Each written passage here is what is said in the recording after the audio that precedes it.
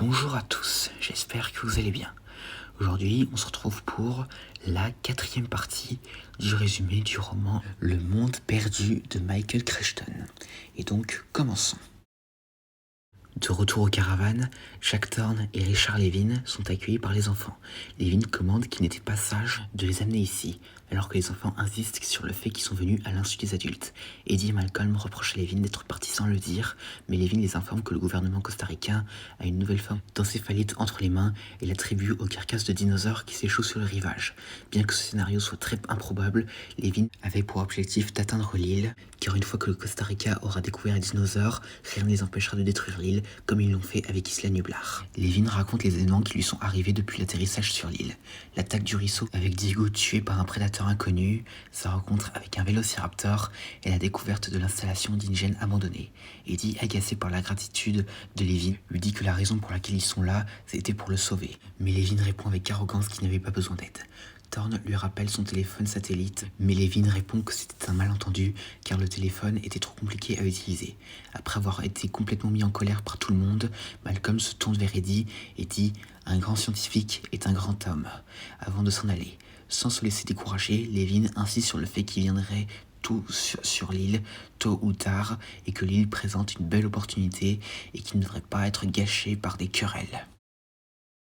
Sous le soleil de midi, Eddie, Levin et Thorne assemblent une plateforme d'observation qui s'appelle le cache en l'air, étant donné qu'ils peuvent la cacher au-dessus du sol, à l'abri des animaux. Une fois terminé, le groupe observe les dinosaures brouter et boire à travers la vallée.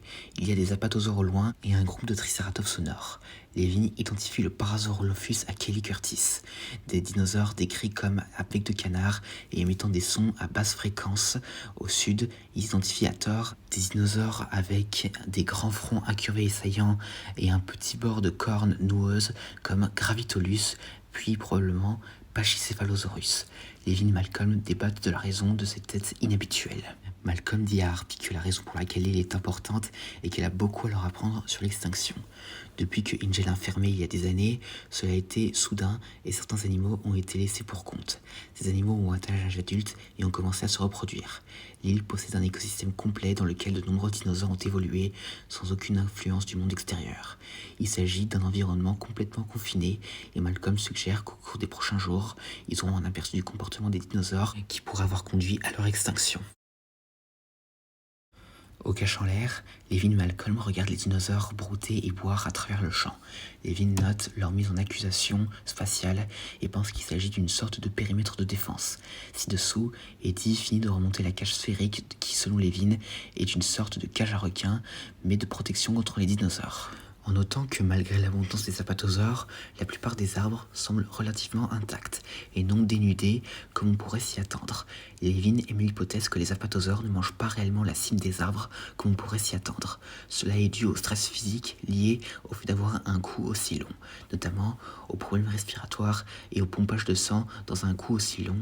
Ces herbivores préfèrent manger dans les branches inférieures et utiliser leur cou comme une sorte de contrepoids lorsqu'ils utilisent leur queue comme arme de défense. Malcolm ajoute qu'il y a quelque chose d'encore plus remarquable chez les dinosaures qu'ils ont vus. Aucun d'entre eux n'a atteint le véritable âge adulte. Levin ne s'en soucie pas, estimant que les dinosaures ont simplement besoin de plus de temps pour grandir. Malcolm ne croit pas une seconde à cette explication et lui renvoie l'arrogance de Levin en déclarant que la réponse est évidente. Au grand plaisir de Kelly et Harvey, Levin, agacé, déclare que cela pourrait être simplement dû au fait qu'ils sont contraints sur l'île et qu'ils ont été conquis par plus petits que les dinosaures fossiles. Malcolm concède que peut-être avez-vous raison, mais là encore, peut-être vous n'avez pas raison. Après son arrivée au Costa Rica, Sarah Harding commence à se disputer avec un douanier de l'aéroport nommé Rodriguez, qui l'informe qu'aucun hélicoptère n'est disponible pour l'amener à Isla Sorna. Sarah remarque un port à proximité et demande si des bateaux sont disponibles. L'employé de l'aéroport dit qu'elle est libre de demander au capitaine s'ils veulent l'emmener sur les quais. Elle croise Lewis Dodson, qui guide les membres d'équipage chargeant des marchandises sur leur bateau. Initialement hostile, Lewis devient amical lorsqu'il se rend compte qu'elle souhaite se rendre à Isla Sorna et qu'il est ami nuit avec Richard Levin. Dodson se fait également passer pour un ami de Levin. Il dit à Sarah qu'il se dirige vers l'île avec l'équipement de Levin pour l'aider, tout en la présentant à George Baselton et Howard King. Sarah dit à Dodson qu'elle a rencontré Levin par l'intermédiaire de leur ami commun, Ian Malcolm, et que Jack Thorne l'a invité à l'accompagner après le départ de Levin pour l'île. Dodson l'invite à les accompagner, ce qu'elle accepte. Sarah regarde le ciel orageux de son premier aperçu d'Isla Sorna. Elle se retourne ensuite pour voir Dodson et Howard King en pleine conversation. Harding voit Dodson placer sa main autour de l'épaule de King pour tenter de le calmer. Harding est également soudainement inquiète car le duo ignorait la Jeep et l'équipement qui l'entourait, contrairement à ce qu'ils étaient auparavant. Harding serra la main de Baselton et soupçonna qu'il avait le mal de mer. Harding est devenue encore plus méfiante à l'égard des boîtes marquées Biocine, car elle n'a jamais entendu parler de cette société, ni de la manière dont Ian et Levin y étaient associés. Elle a également commencé à penser que le trio était trop rigide pour être amis, même si elle savait que Ian avait des amis étrangers. Dodson se rapprocha soudainement d'elle et posa des questions sur Biocine. Il ment en disant qu'il n'était qu'une petite entreprise axée sur les produits biologiques de consommation et spécialisée dans les organismes récréatifs et sportifs. Il discute ensuite de Malcolm et Sarah déclare qu'elle ne savait pas comment Ian s'était blessé lors de l'incident du parc et elle révèle son association avec Malcolm. Dodson apprend rapidement qu'elle travaille seule en Afrique alors que le temps s'éclaircit. Il lui décrit soudain Isla Sorna, puis apprend quand elle a quitté l'Afrique et même qu'elle n'a pas confirmé auprès de Levin son arrivée. Dodson a continué à lui parler jusqu'à ce qu'elle perde temporairement l'équilibre et qu'il la rattrape et la jette par-dessus bord. Levin remarque que la situation dans son ensemble se déroule très bien au-delà de ses attentes. Tout le groupe est toujours dans le cache en l'air, regardant la vallée en contrebas, et il est midi. Il fait chaud, et donc tout le monde transpire. Il constate que la plupart des dinosaures se sont déplacés des prairies herbeuses vers des zones ombragées sous les arbres, à l'exception d'un troupeau d'apatosaures qui se sont déplacés vers la rivière et ont recommencé à boire. À proximité, un petit groupe de Parasaurolophus se positionne près de l'apatosaure. Levin dit à Thorne que les apatosaures et les Parasaurolophus vivent en symbiose. Les apatosaures sont très grands et forts, tandis que les Parasaurolophus sont plus petits, mais ont une vision très nette. Ces deux espèces restent ensemble pour se défendre mutuellement, de la même manière que les zèbres ont un bon odorat et que les babouins ont une bonne vue. Si les dinosaures d'une même espèce sont seuls, ils ont tendance à se regrouper les uns les autres. S'ils sont avec une autre espèce, ils se dispersent. Malcolm déclare que tout cela est très significatif en ce qui concerne la question de l'extinction. Mais Thorne l'interrompt, repérant un dinosaure que Malcolm identifie comme un vélociraptor. Levin déclare que ce sont des machines à tuer efficaces et que le raptor en question est le chef d'une meute. Les Parasaurolophus crient et se rapprochent des apatosaures, bien que ces derniers semblent indifférents au danger, ce dont Arby se demande pourquoi. Levin dit que l'apatosaure ne s'en soucie pas et peut se défendre avec sa queue. Il répond à Arby que se détourner est leur forme de défense. Le raptor a en effet peur, ce qui donne raison à Levin. Il compte environ 14 autres raptors et débattent pour savoir s'ils doivent trouver le nid ou pas.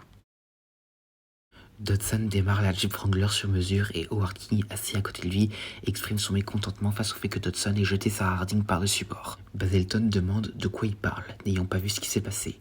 Dodson essaie de considérer cela comme un accident, et Baselton répète qu'il n'a rien vu. King exprime toujours son profond désaccord, se demandant si une enquête serait menée. En réponse, Dodson ment en disant que la mer était agitée et qu'ils ont essayé de la rechercher, et sa nature diabolique est révélée par la dernière phrase. « Alors de quoi t'inquiètes-tu » Pourtant, King exprime toujours son désaccord avec Dodson. Dodson demande à King de sortir la carte. Il rappelle à King ce pourquoi il s'est inscrit lorsqu'il a rejoint Dodson. King se plaint toujours, mais Dodson se répète. Dodson exprime son arrogance, déclarant qu'il sait ce qu'il fait contrairement à Ian et Thorne, déclarant que ces deux-là sont des imbéciles. Il déclare ensuite qu'ils resteront sur l'île que 4 heures, retourneront au bateau à 5 heures et rentreront au port à 7 heures et atterriront à San Francisco à minuit. Il affirme avec confiance qu'il obtiendra ce qu'il voulait après de nombreuses années d'ajout embryons de dinosaures à Baselton. King se demande en réponse cependant. Le plan diabolique de Dodson est enfin révélé. Il ne veut pas d'embryons, mais des œufs fécondés. Levin se tient dans le cache en l'air. Il est reconnaissant que Ian soit venu, car ils ont tendance à être en désaccord sur les dinosaures. Levin continue d'avoir une forte fascination pour ces animaux, ce que Malcolm n'a pas vraiment. Levin était du genre attentif aux détails et voyait ses collègues incapables de prêter attention à tous les détails. Levin évoque ensuite l'attaque contre son guide Diego, très troublé par cet événement. Il se souvient de la vitesse extrême de l'attaque et de l'animal comme d'une forme de théropode de basse taille, des pattes postérieures, une queue raide et un grand crâne. Enfin, il identifie la créature comme un Carnotaurus sastrei de Patagonie. Ensuite, il concentra son attention sur le troupeau d'apatosaures et de Parasaurolophus. En écoutant, il entend leur son de trompette grave et distinctif. Levin met ensuite sa bouche en coupe et émet un son similaire à celui des Parasaurolophus. Après un deuxième essai, il remarque que son son et répond en retour. Et après avoir noté cette réponse, il voit les Parasaurolophus s'éloigner des apatosaures. Désormais très curieux, Levin se demande s'il a émis un cri d'accouplement et non ce qu'il a imaginé. Se demandant s'il devrait appeler Yann, il se rend compte que son imitation avait perturbé l'environnement du Parasaurolophus et se souvient que c'est ce qu'il avait dit à Thorne de ne pas faire. Cela se termine avec le Parasaurolophus émettant un bruit et Levin part prendre sa radio pour appeler Malcolm. Thorne sort des repas du micro-ondes et les fait circuler. Alors que les enfants mangent, Yann décrit son goût de carton. Kelly fait une pause et dit qu'elle a une question concernant l'évolution, surprenant Malcolm. Elle remarque que Charles Darwin a écrit le livre là-dessus, et Malcolm confirme en indiquant l'année de publication. Kelly demande si c'est pour que tout le monde est d'accord. Malcolm est d'accord, donc sa question est de savoir quel est le gros problème. Malcolm répond que tout le monde connaît l'évolution, mais ne parvient pas à la comprendre. Harby se joint à la conversation, mais finalement, après quelques minutes, Thorne les ramène à une situation plus large et se demande ce que cela a à voir avec l'extinction des dinosaures. Malcolm répond « Les principes d'auto-organisation peuvent agir pour le meilleur ou pour le pire ». Levin l'interrompt à la radio, félicitant Malcolm, l'informant du nouveau comportement des Parasaurolophus comme indiqué précédemment. Malcolm dit aux enfants de regarder les écrans pendant que lui et les autres se dirigent vers Levin. Levin, toujours dans le cache en l'air, s'accroche à sa balustrade à l'approche du troupeau de Parasaurolophus. Le dinosaure est un Hadrosauridé à bec de canard avec un crâne de 3 pieds de haut. Il estime que le Parasaurolophus principal mesure 12 pieds de haut, soit environ la taille d'un grand éléphant. 3 autres arrivent et le Parasaurolophus principal se met à la hauteur du cache en l'air, regardant Levin. Il voit qu'il a un grand œil brun et une langue violette foncée. Ce Parasaurolophus secoue le cache en l'air et un autre le frappe par inadvertance. Et finalement, le reste du troupeau s'éloigne. Levin aperçoit une piste de gibier et se détend. Comme précédemment, il se demande toujours ce que fait le troupeau, notant toujours leur comportement comme étrange. Il se souvient de leur comportement défensif lorsqu'ils mangeaient, cependant, la file unique qu'ils formaient les exposerait aux prédateurs. Il pense que le fichier unique est un modèle, mais il ne parvient pas à déchiffrer de quoi il s'agit. Avec le troupeau dans la jungle, il les entend à nouveau émettre des sons de courte durée. Ils résonnent comme une note de leur emplacement, se demandant toujours ce que faisait le troupeau. Il se baisse. Et c'est la fin de cette 4e partie du roman. Alors déjà, comme on peut le voir, cela est très axé sur l'étude des dinosaures. Et notamment, c'est intéressant de voir les Parasaurolophus et les apatosaures vivre en symbiose comme ça. D'ailleurs, c'est quelque chose qui serait intéressant à voir dans l'univers des films. Et donc, alors aussi pour le personnage de Levin, alors déjà, on peut voir que il devient très étrange, mais le pourquoi sera révélé plus tard. Et on peut voir aussi que Sarah Harding, qui occupe le rôle du personnage qui est déjà sur l'île avant le reste de l'équipe dans le film, à la place de Levin dans le roman, et bien on peut voir qu'elle arrive plus tard. Et donc du coup, et aussi pour Dodson, et bien le passage où il jette Sarah par-dessus bord, et bien cela montre très clairement le caractère de Dodson. Et d'ailleurs, il est décrit dans le roman comme étant charismatique et visionnaire, mais aussi cruel et impitoyable. Mais bon, finalement, très peu de ces caractéristiques-là lui sont gardées dans l'univers des films. Et certaines ayant été données à d'autres personnages, comme notamment Ellie Mills dans Fallen Kingdom et autres. Et sinon, en vrai, cette partie-là, eh bien, c'est ce qu'aurait dû être la mission des héros dans le film s'il n'y avait pas eu InGen qui était intervenu pour capturer des dinosaures. Même si, bien sûr, ce n'est pas du tout pour les mêmes raisons qui sont là dans le roman. Et donc, voilà, c'est tout ce que je vais à dire concernant cette 4e partie du roman Le Monde Perdu de Michael Crichton. J'espère que cette vidéo vous aura plu. N'hésitez pas à me dire ça dans les commentaires et à la prochaine.